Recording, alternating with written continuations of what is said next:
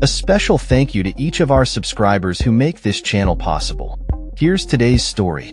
Tucker Carlson has made headlines once again as he returned to Moscow this week in a mission that could potentially alter the course of international relations. The former Fox News anchor is on a quest to prevent what he describes as an impending World War III, particularly before President Trump takes office in January 2025. In a bold move, Carlson flew to Russia to interview Foreign Minister Sergei Lavrov, who has been a pivotal figure in Russian politics since 2004. This visit comes amid rising tensions between the United States and Russia, a situation Carlson believes is dangerously escalating towards nuclear conflict. In a statement reflecting on the current state of affairs, Carlson expressed his concerns about the Biden administration's actions, stating, "In the week since we left Russia, we've watched from the United States as the Biden administration has driven the U.S. ever closer to a nuclear conflict with Russia, the country that possesses the world's largest nuclear arsenal." He pointed to recent military actions, including missile strikes that resulted in the deaths of Russian soldiers, as evidence that the U.S. is already engaged in an undeclared war with Russia. Carlson's alarming rhetoric suggests that the American public remains largely unaware of the severity of the situation. He remarked, "We are, unbeknownst to most Americans, in a hot war with Russia, a war you did not vote for and that most Americans don't want, but that is ongoing." This sentiment raises questions about the transparency of the U.S. government in communicating the realities of international conflicts to its citizens.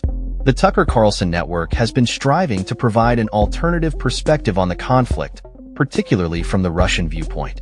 Carlson revealed that efforts to interview Ukrainian President Volodymyr Zelensky have been thwarted by the U.S. government, which he claims has restricted access to information that could provide Americans with a fuller understanding of the situation.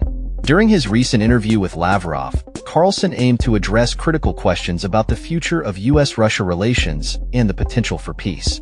He inquired whether there is a possibility of reducing Russia's alignment with China and whether Trump's election could signal an end to the ongoing conflict that has significant implications for global stability.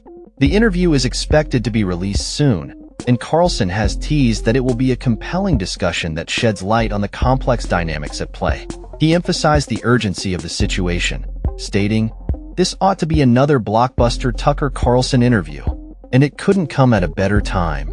His return to Moscow has sparked conversations about the role of media in shaping public perception of international affairs, especially in light of the mainstream media's handling of the narrative surrounding the conflict.